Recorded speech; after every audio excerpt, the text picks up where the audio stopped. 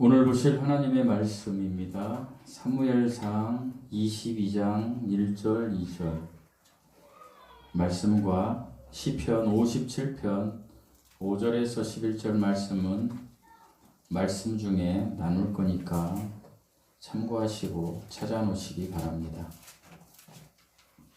사무엘상 1절에서 2절 말씀 찾으셨으면 저와 여러분이 교독하시겠습니다.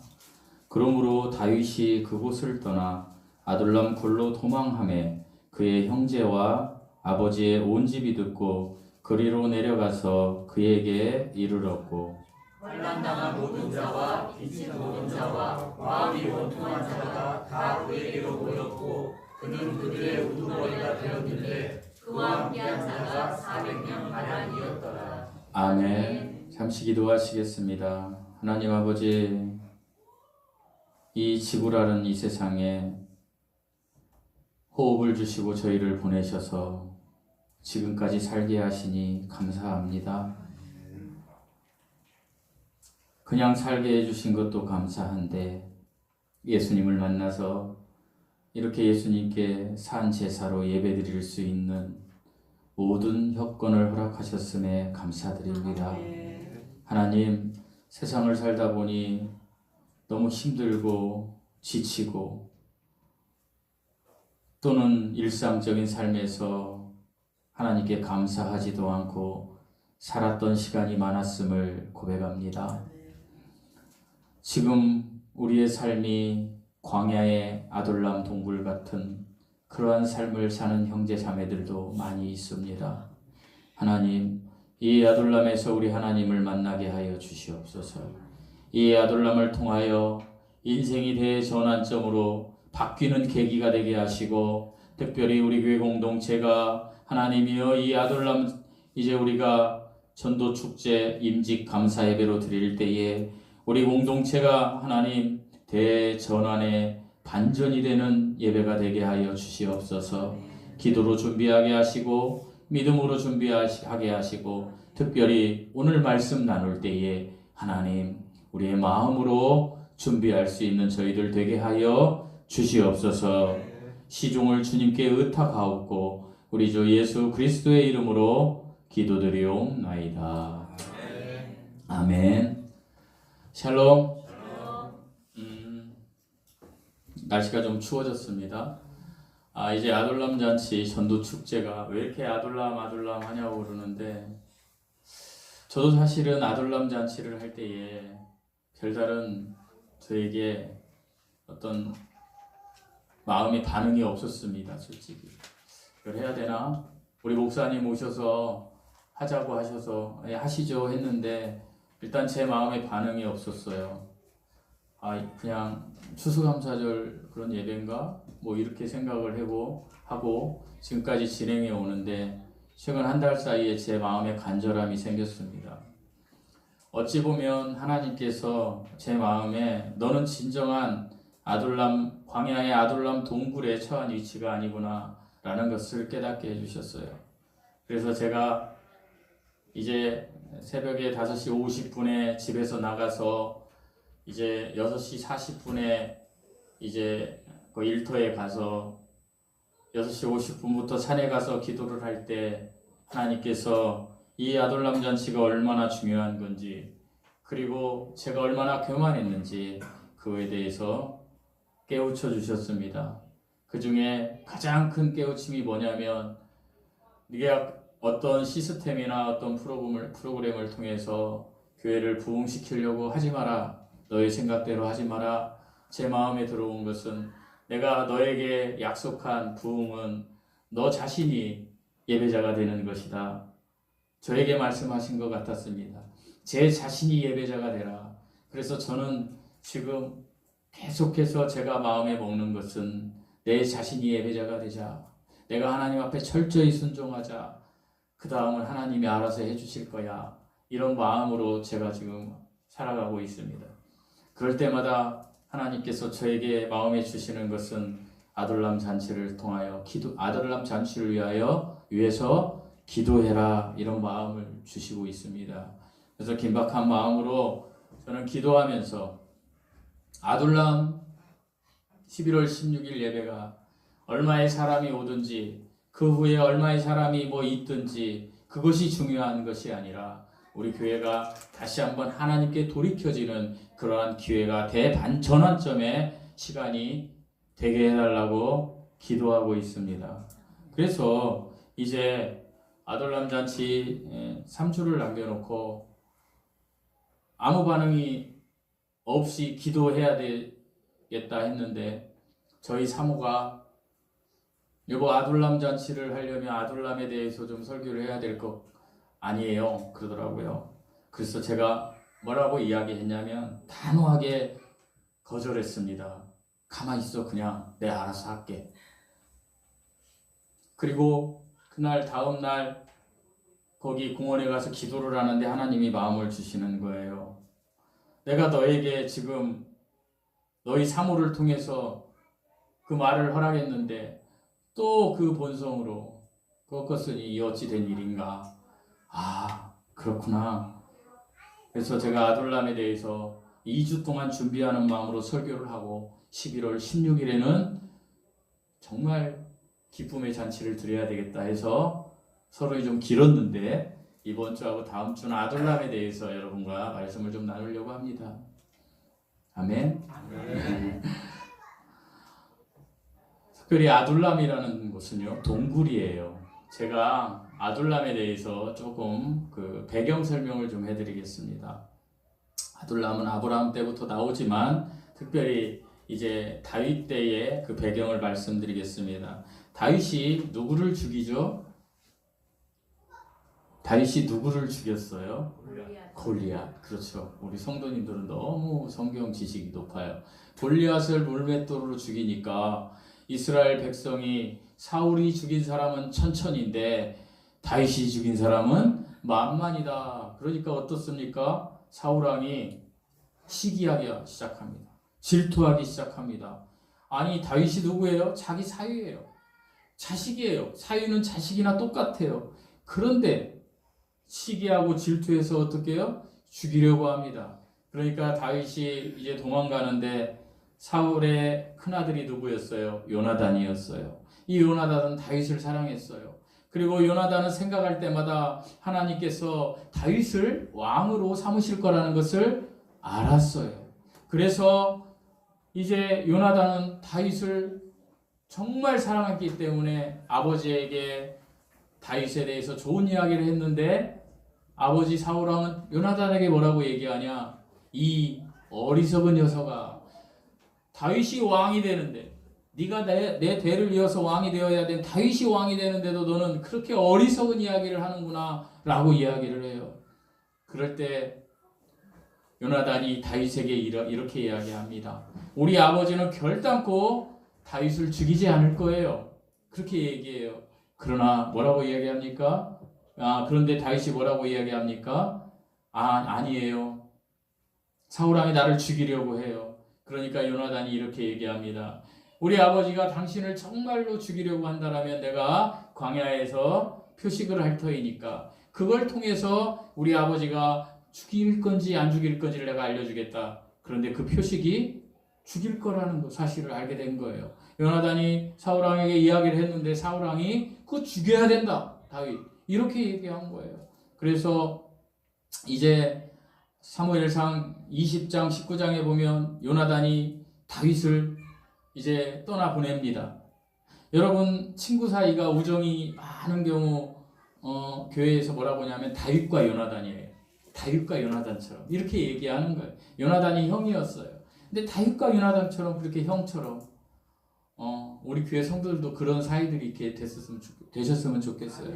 그래서 이제 요나단이 이제 표식을 줘서 우리 아버지 사울왕이 다윗 너를 죽일 거니까 도망가라 그럽니다. 그래서 사무엘상 21장에 다윗이 도망가야 되는데 갈 데가 없는 거예요. 의지할 데가 없는 거예요. 다윗은 정말로 왕의 사위였는데 이제 아무것도 없이 쫓기는 신세가 된 거예요. 잡히면 죽어요. 그래서 다윗이 간 곳이 어디냐? 놉땅이었습니다. 놉땅은 뭐냐? 놉땅은 어떤 땅이었냐? 놉성읍이었는데 거기는 제사장들이 사는 그러한 성읍이었어요. 그 제사장들이 사는 성읍에 가니까 아히멜렉이라는 제사장이 있어요. 이 사람은 신실한 사람이었어요. 이 사람은 그 유명한 엘리 제사장의 증손이에요. 그 증조 할아버지는 약간 좀 실수하셔가지고 거꾸로져서 죽었지만 이 아히멜렉은 정말 괜찮은 사람이었어요. 이 아히멜렉에게 가니까 아히멜렉이 이렇게 이야기합니다. 어떻게 너 혼자 왔냐 이곳을. 그러니까 다윗이 나를 따르는 청년들은 잠시 다른 곳에 두고 왔는데 우리가 배가 고픕니다. 떡을 좀 주세요. 그래서 우리 신약 시대에 보면 뭐 안식일날 밥 먹지 말라고 하면 먹어도 된다고 얘기할 때 이 얘기를 해요. 아히멜렉 다윗 때 아히멜렉 제사장도 거룩한 떡 진설병을 그들에게 주었다 이 얘기 하잖아요. 설교 좀 들어보셨죠? 그게 이 배경이에요. 그래서 아히멜렉에게서 떡을 먹고 또 아히멜렉에게서 무엇을 얻습니까? 골리앗을 죽인 칼을 얻어요. 그 떡과 칼을 얻었는데 그리고 그 따라다니는 청년들과 이제 사울왕에 가서 맞서서 싸워야 되는데 그럴 만한 능력이 안 되는 거예요. 그러니까 어떻게 해요? 도망가요. 어디로 도망가느냐? 이스라엘 땅에 있으면 잡혀요. 그러니까 어디로 도망가냐면 블레셋으로 도망가요. 골리앗을 죽였던 블레셋 가드로 도망갑니다. 그때 가드 왕은 아기스예요. 그 가드 왕의 부하들이 이야기하는 거예요. 아니 우리 골리앗 장군을 죽인 다윗이라는 놈이 우리나라에 왔습니다. 그놈은 그 나라 백성들이 여자들이 사울은 천천히요 다윗이 죽인 사람은 만만이라고 우리의 원수 다윗이 왔습니다. 그러니까 어떻게 해요? 다윗이 불안한 거예요. 아기스에게 잡히면 죽는 거예요. 여러분 우리가 인생을 살다 보면 어떻습니까? 저도 살다 보면 여러분도 어떤 사람과 관계가 매우 좋아요. 근데 어떤 사람과 토라져요. 그런데 제가 B인데 A라는 사람과 C라는 사람과 이렇게 있어요. 그런데 어떤 사람이 이간질을 해서 내가 A라는 사람과 토라졌어. 친해다가. 그런데 C라는 이간질한 사람들과는 친해지는 게 우리 관계예요. 그러니까 적이 하나 있으면 우리에게는 우군이 하나 있어요. 그렇잖아요. 우리 인생이. 그런데 지금 다윗은 어떤 입장이냐? 이스라엘 땅에 가도 나를 죽이려고 하는 사람 왕이 있고 블레셋에 가도 나를 죽이려는 왕이 있는 거예요. 아기스에. 다윗이 그런 처지예요. 죽을 수밖에 없는 처지예요. 그냥 그런 처지에 이제 다윗이 선택한 것은 무엇이냐? 미치광이처럼 행동하는 거예요.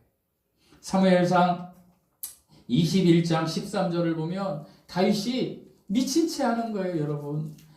그들 앞에서 그 가드 사람들 앞에서 미친 채 하는데 어떻게 미친 채 하냐? 대문짝에서 그적거렸다는 건 쩔룩거리면서 걸었다라는 거예요. 그리고 어떻게 침을 수염에 질질 흘리는 거예요.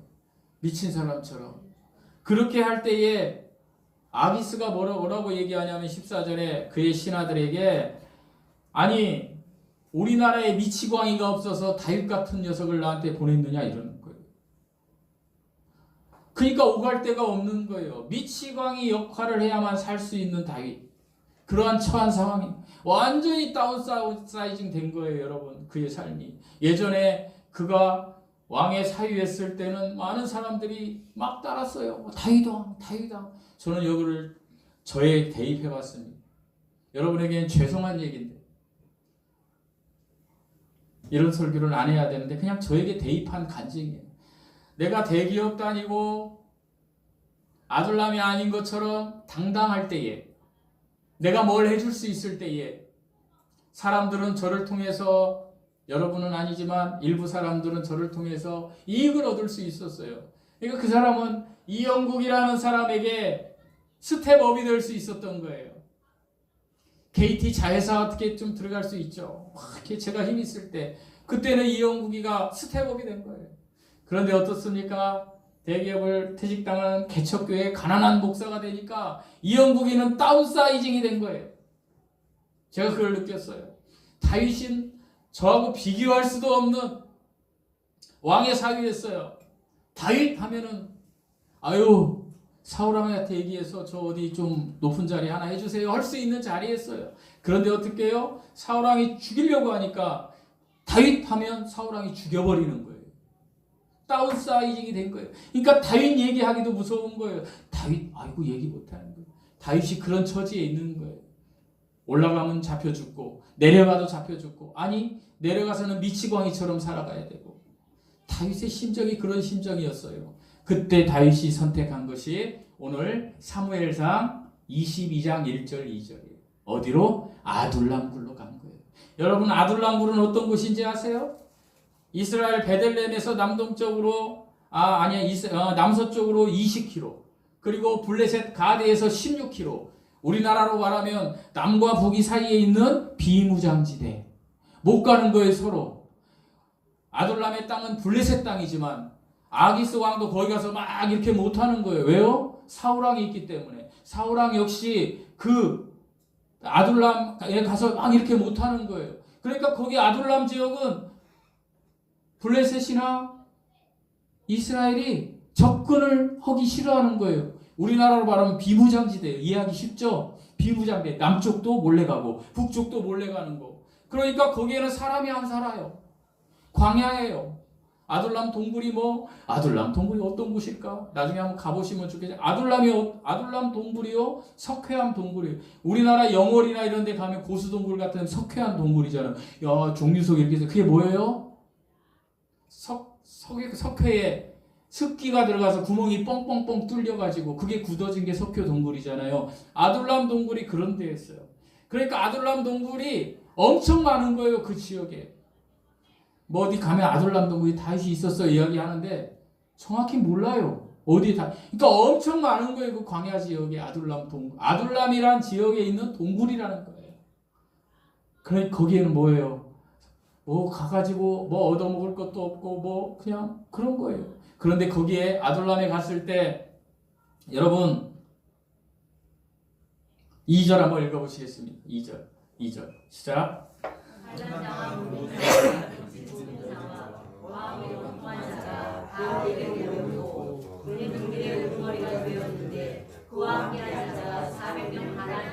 아니 이제 사람도 없고 동네도 없고 먹을 것 쌀 얻으러 갈 데도 없어요. 옛날에 6.25 때 무장공비들이 지리산에 있는 빨치산들이 우리나라 민가에 가가지고 쌀 이렇게 뜯어가고 이렇게 했잖아요. 그런데 다윗은 그런 민가도 없는 거예요.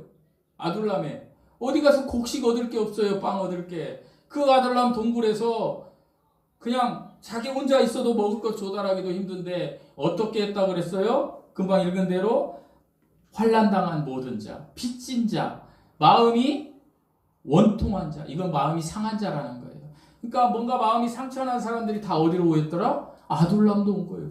약 400명이었더라. 생각해보세요. 400명이 먹을 거 하나도 없는데 아둘람에 모인 거예요. 그들의 우두머리가 누구였더라? 다윗이었더라. 그러면 다윗이 얼마나 힘들었겠어요. 다윗이 400명을 여러분 하루하루 먹여야 되잖아요. 동굴에서. 생각해보세요. 그냥 우리 여기 성도 30명 밥 먹는데도 우리 사모가 오늘 국거리 안 가졌다고 난리가 나가지고 성찬이한테 빨리 가져오라고 그랬어요. 국 없이 먹어요. 그랬는데 아유 안 된다고. 30명도 그런데 400명을 매일매일 먹여야 되는 거예요. 여러분 일용할 양식을. 나는 지금 다 죽게 생겼어. 잡히면 죽어. 왜 죽어요? 동굴을 나가면 바로 죽는 거야. 밖으로 나가면. 이스라엘 쪽으로 조금 가면 사울왕이 딱 기다리고 블레셋 쪽으로 조금 가면 아기스 왕이 딱 기다리고 있어요. 아니 한쪽이라도 안 죽이려고 해야 내가 나가지. 난 나가면 그냥 잡아서 죽이려는 사람만 있는 거예요. 그런 아둘람 동굴이 상황인 거예요. 그러니까 뭐예요? 앞뒤가 다 막힌 어디도 갈 수 없는 그런 상황에 굴이 아둘람이에요. 저는 우리 교회가 아둘람이라고 믿습니다. 그렇게 돼야 됩니다. 그럴 때 하나님의 역사가 나타난다는 거예요. 여러분이 아둘람 굴에서 이제 다윗이 아무것도 없어요. 먹을 게 없어. 400명을 먹여야 되는데 여러분 지금 돈이 없죠. 여러분 정말 막 계산하면 내가 죽을 것 같은 분들이 계실 수 있어요. 다윗은 그거보다 더 심해요. 진짜 죽어요. 목숨이 끊어져요. 그런 상황이었어요. 그럴 때 다윗이 선택한 것이 시편에 나와요. 어디에 나오냐? 시편 57편에 나와요. 그리고 시편 142편에 나와요. 그래서 저는 오늘은 시편 57편을 중심으로 여러분과 말씀을 나눌 거예요. 아둘람 동굴이 어떤 곳인지 우리에게 주는 의미 두 가지. 자, 그래서 내가 시편 57편 찾아놓으라고 아까 말씀드렸던 거예요. 그리고 다음 주에는 어디를 나눌까요? 어디를 나눌 것 같아요?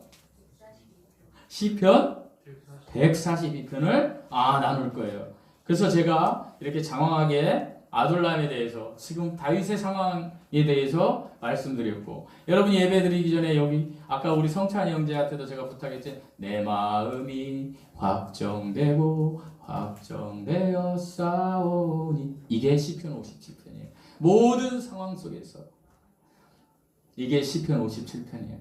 오늘은 57편을 위주로, 그 말씀을 위주로 아둘람이 우리에게 주는 영적 의미가 무엇인지 두 가지만 짧게 나누겠습니다. 첫 번째, 아둘람은 삶의 느낌이 아닌 하나님의 약속이 실제하는 곳이고, 그리고 영혼의 온도를 높이는 곳이었어요. 다윗에게 있어서. 아둘람 굴에 있으면 먹을 게 없어요. 그러면 어떻게 해요?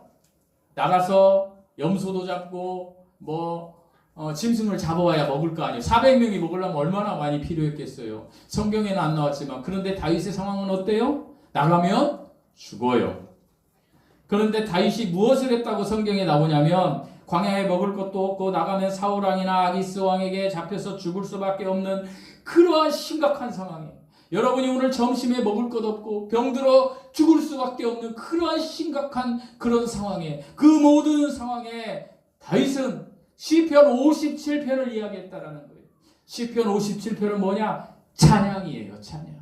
하나님께 찬양했다라는 거예요. 다윗은 이 시편 57편, 어떤 상황에서? 다윗의 이 모든 상황 속에서. 여러분, 다윗의 상황이 어떤 상황이라고 그랬어요? 나가면 죽어요. 그리고 400명이나 왔는데 400명이 온 사람들이 일꾼들이 왔어요? 우리 교회는 여러분들이 일꾼들이잖아요. 근데 다윗에게 온 사람들은 어떤 사람들이에요? 환난당한 자, 마음이 상처받은 자, 빚진 자들. 그러니까 뭔가 다윗에게 와가지고 의탁하려고 온 거, 다윗이 얼마나 힘들었겠어요. 얼마나 힘들었겠어요, 다윗이. 심지어 누가 왔어요? 친족들이 왔어요. 저도 여기 친족들이 있어요. 친족들이 나에게 도움을 주죠. 여러분도 도움을 주죠. 근데 다윗에게 있어서 친족들은 도움이 되었을까요? 아니에요. 사울왕이 나중에 아히멜렉과 80명의 제사장들, 녹당에 있는 사람들을 다 죽여버립니다. 그렇게 무서웠어요. 윤석열 대통령이 계엄령 한다고만 해도 그거 이루어졌으면 다 죽었지. 지금 난리도 아니잖아요, 민주당이. 그런데 그보다 더 심각한 상황이었다니까. 진짜 죽이고 다닌 거예요, 사울왕이. 다윗 편에 서면. 그러면 어떻게 했겠어요, 다윗의 친족들은? 그건 여지없이 다 죽는 거죠. 다윗의 아버지 이새나 이런 사람들 어떻게 됐겠어요? 다 죽여버리는 거죠. 형제들 4촌, 6촌까지 다. 그래서 그들이 다 온 거예요, 여기에. 그러니까 다윗이 얼마나 힘들었을까요?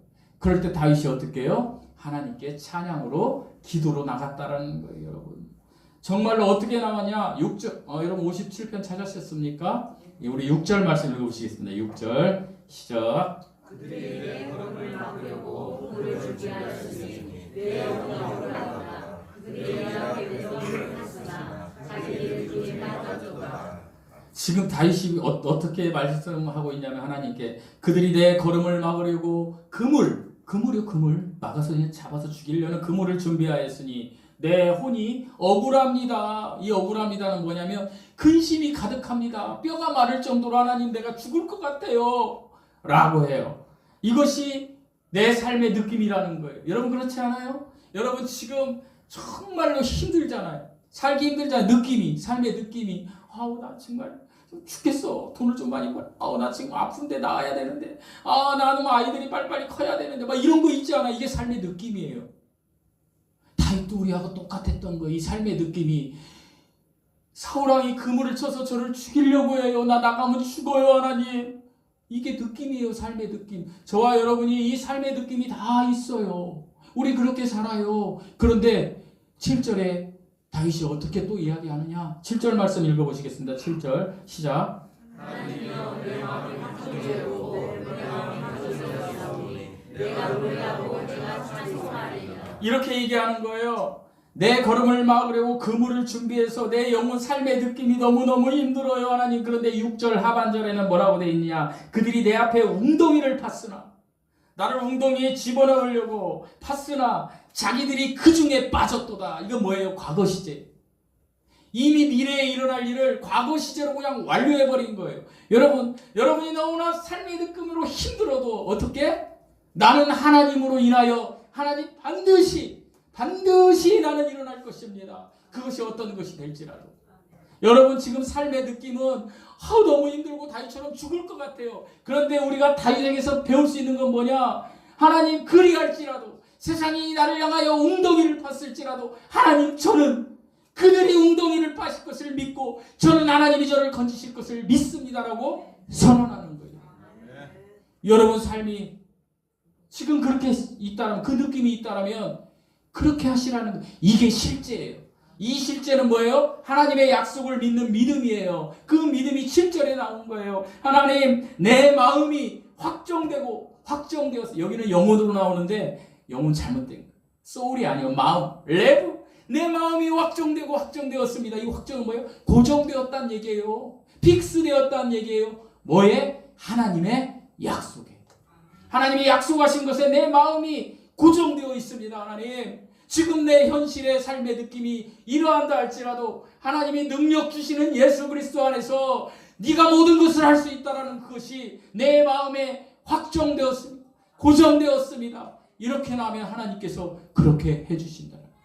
사랑하는 성도 여러분, 이 믿음으로 살아가시기 바랍니다. 현재의 삶의 느낌으로 넘어지지 마세요. 삶의 실제 하나님의 약속을 믿으세요. 그리고 선언하세요. 그 믿음으로 살아가세요. 반드시 복의 복으로 하나님이 갚으십니다. 둘째로 우리가 아둘람에서 이해할 수 있는 한 가지는, 아둘람은 일용할 양식을 구하는 믿음의 훈련 장소였다는 거예요. 여러분 지금 400명이요 아둘람 그 굴에 있어요. 그러면은 다윗이 쫓아가지고, 우리 교회로 말하면 제가 광근이 형제, 정광근 형제님 깼어요. 우리 하상지 집사님, 정광근 집사님, 박정우 집사님, 우리 한은택 형제님 나가가지고 먹을 것 좀 구해다 주시면 안 될까요? 이렇게 조를 막 짜가지고, 그럼 막 저분들이 나가가지고 막 뭘 이렇게 막 가서 막 멧돼지 잡고 이렇게 잡아왔다고 성경에 써 있어요? 안 써 있어요. 환란이 왔을 때 다윗은 이 400명의 사람들이 나에게 주신, 하나님께서 주신 은혜라고 생각을 했던 거예요. 그리고 그들과 함께 어떻게 해요? 시편 57편을 읊조리며 하나님께 찬양했던 거예요. 나가면 죽어. 그러니까 광근이 집사님, 화 집사님 나가지 마. 여기서 우리 해. 뭐를 해? 뭐를 해요? 믿음의 훈련을 했던 거예요. 다윗이 만난 하나님을 그들에게 이야기한 거예요. 그 장소에서. 그럴 때마다 성경에는 없지만 적어도 하나님께서 400명을 먹이셨어요. 제 생각에는 400명을 먹이실 때 아마도 이스라엘 백성들 만나와 메추라기를 주셨듯이 하나님께서 아마도 멧돼지가 그냥 와가지고 그냥 픽 쓰러져서 죽었던지 뭔가 다 와가지고, 그렇지 않습니까? 그 400명에게 뭔가는 와가지고 하나님이 먹게 했다라는 거예요. 여러분 400명을 먹이신 거예요. 이것이 일용할 양식이에요. 저도 개척교회 작은, 오래됐지만 목사지만 개척교회 목사님이 이 설교 준비를 하면서 위대하다! 나도 그 속에 들어가고 싶다. 그럼 나는 정말 그 속에 들어갈 수조차 없는 부족한 자다라는 걸 깨달았어요. 왜 그러냐? 개척교회 목사님들은, 여러분 눈치채셨는지 모르지만 제가 우리 교회 유튜브 방에 그 사연 깊은 그런 것들을 요즘 많이 올려요.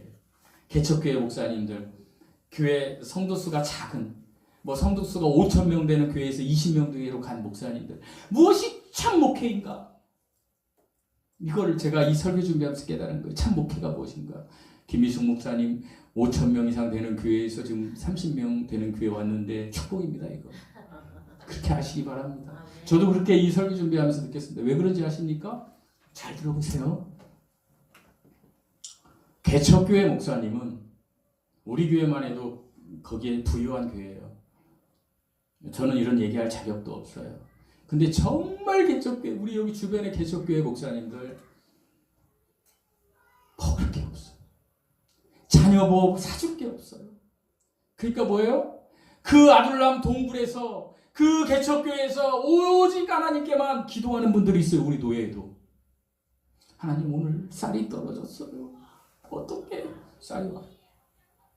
제가 아는 목사님도 그런 목사님이 있어요.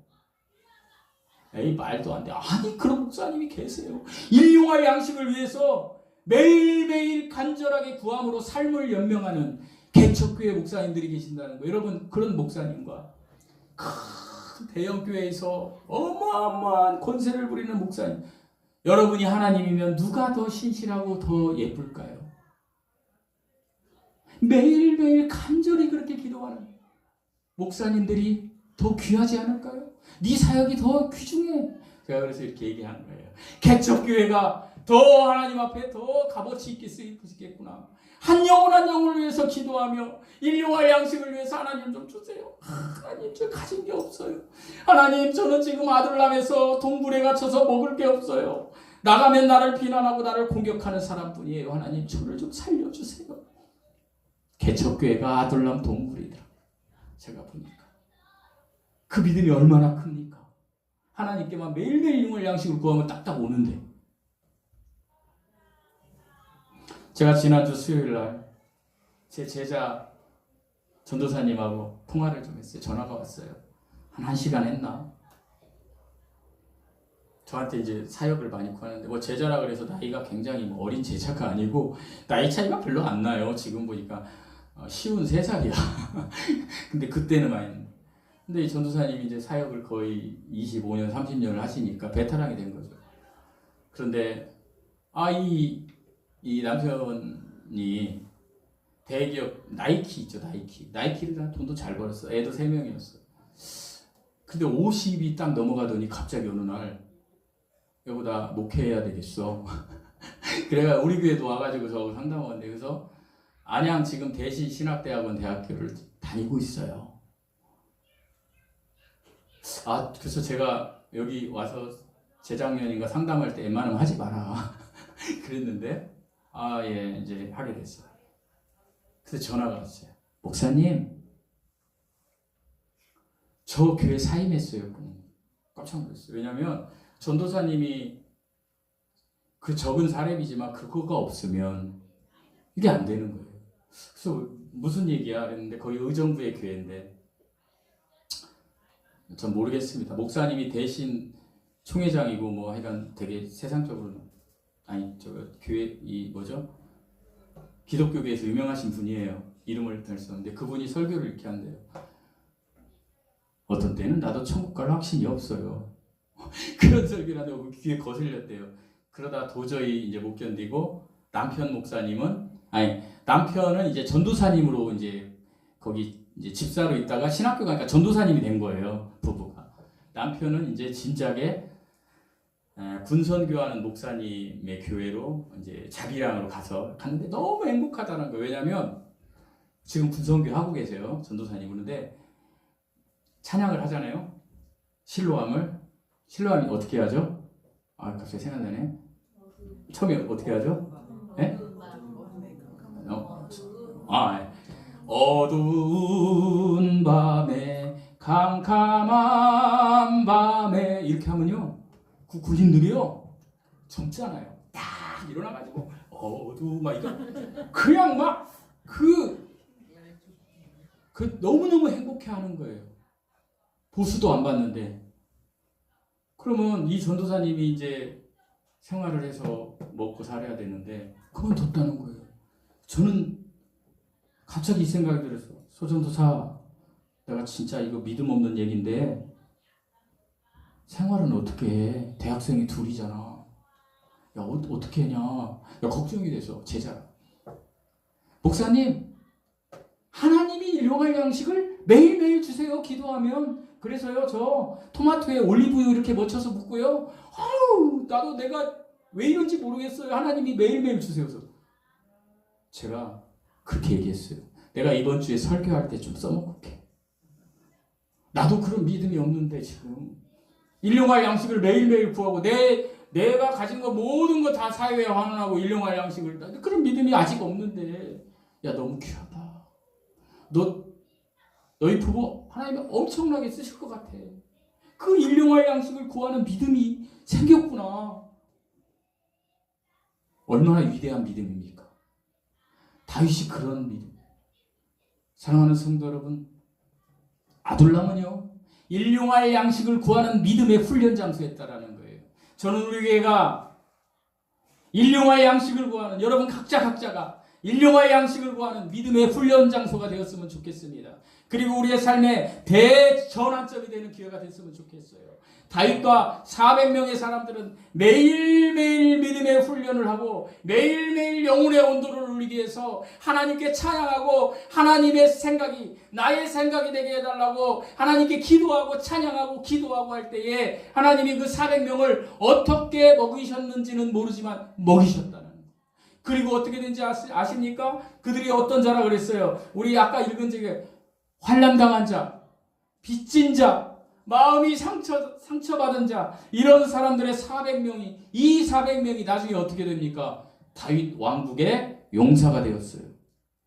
다윗 왕국의 용사가 되었어요. 장군이 되고 요압 장군, 엄청 아비새 장군, 엄청난 사람들이 되었다는 거예요, 여러분. 왕국을 세워서. 사랑하는 성도 여러분, 우리 이제 아둘람 잔치를 통하여, 아둘람 전도 축제를 통하여 우리 교회가 대전환점이 됐으면 좋겠어요. 그 행사를 통해서, 그 임직 예배를 통해서 여러분, 다윗에게 있어서 아둘람은 그냥 고통의 장소가 아니었어요. 그것은 아둘람의 인생의 대전환점이 되는, 계기가 되는 장소였던 거예요. 우리 교회 공동체도 그 계기를 마련하는 행사가 되었으면 좋겠어요. 예배가 되었으면 좋겠어요. 그래서 아둘람을 통해서 그냥 우리가 다시 한번 그 다음 주부터 인원이 10명이 오고 100명이 오고, 저는 그걸 이야기하는 게 아니에요. 여러분께서, 여기 계신 분들께서 아둘람을 통해요 정말로 하나님을 만나서 믿음의 온도가 올라가고 믿음이 훈련되어서 정말 하나님께 기도해서 정말 하나님의 용사로 여러분이 이 교회 공동체에서 쓸 때에 하나님이 어떻게 하냐, 우리를 다시 한번 일으켜 주실 것입니다. 마지막으로 이 말씀 드리고 말씀 마치겠습니다. 여러분, 세상에는 굴이 두 가지가 있습니다. 하나는 터널입니다. 사람들은 터널을 선호합니다. 왜 터널을 선호합니까? 터널 속에 들어가면 어둡습니다. 어두운데 언젠가는 나가면 어떻게 해요? 밖에 출구가 있어서 햇빛이 있을 거라는 거예요. 그런데 동굴은 어떻습니까? 들어가면 출구가 없어요. 그러니까 어때요? 동굴은 어둠컴컴해요. 그냥 거기서는 할 게 없어요. 먹을 거. 그러면 거기서 뭐를 해요? 하나님을 찬양하고 하나님께 기도하고 그 믿음의 훈련을 하고 영혼의 온도를 올리는 일을 해서 정말 하나님 아버지 나에게 일용할 양식을 주세요라고 기도할 수밖에 없는 거예요. 그 아둘람 동굴은요. 그럴 때 하나님이 어떻게 하는지 아세요? 그래, 그러면 나에게로 돌이켜라. 너 그랬어? 너 힘들지? 나에게로 돌이켜라. 여러분, 동굴은 어떻게 해요? 왔던 자리로 계속 나가려면 안 돼요. 뱀이 그렇대잖아요. 뱀이 이렇게 그물쳐놓으면 잡히는 이유가, 뱀은요 계속 가려고 한대요. 그물에 걸려도. 멍청한 녀석이. 사람도 마찬가지예요. 내가 지금 아둘람 동굴에 갇혀 있는데 거기에서 계속 머리를 굴리는 거예요. 어떻게 하지? 이렇게 하지. 이렇게 하지. 안 풀려요. 터널처럼 햇빛이 없어요. 동굴은 막혀 있어요. 그러면 동굴 그 뚫으려고 막 망치 갖다가 막, 여러분들 중에 그런 분들 계실 수 있어요. 곡괭이 갖다가 막 지금 막 그거 하는 분들 계실 수 있어요. 하지 마세요. 지금 여러분이 아둘람 동굴에 들어갔다면 거기서 멈춰가지고 다윗처럼 시편 57편처럼 하나님께 찬양하고 하나님께 아까 말씀드린 대로 과거 시제로 나는 반드시 된다. 여러분이 원하는 게 있을 거 아닙니까? 각자가 그거 선언하세요. 그렇게 할 때 하나님이 어떻게? 때가 되면 제 이름을 댈게요. 영구가 이제 돌이켜봐. 그러면 제가 곡괭이 안 하고 하나님께 기도하면 하나님이 영구가 돌이켜봐. 어디로? 입구로. 그래서 내가 동굴에서 입구를 딱 돌이키면 거기가 뭐가 있어요? 출구가 있어요. 햇빛이 있어요. 동굴은 하나님의 은혜를 받아서 영성 훈련을 통해서 내 믿음이 정말로 하나님 앞에 충만해질 때, 내가 삶의 예배자가 될 때, 그걸 가지고 다시 나오면 어떻게 돼요? 다윗의 왕국을 세운 다윗처럼 400명의 이 빚진 자, 환난당한 자, 마음이 상한 자들이 다시 일어났듯이 우리도 일어날 수 있습니다. 우리 교회 공동체도 일어날 수 있습니다. 이러한 복이 우리에게 임하기를 예수님의 이름으로 축원드립니다. 기도하시겠습니다. 하나님 아버지, 우리 인생에 주신 아둘람을 고통으로 생각하지 않고 하나님을 만나는 축복의 장소로 생각하게 하여 주시옵소서. 이곳이 우리의 영혼의 온도를 올리는 곳이고 이곳이 믿음의 훈련 장소임을 알게 하시고 이곳에서 하나님을 찾아서 아버지 하나님 정말로 하나님을 만나서 삶으로 우리 각자가 하나님 앞에 예배자의 자리에 설 수 있는 은혜가 임하게 하여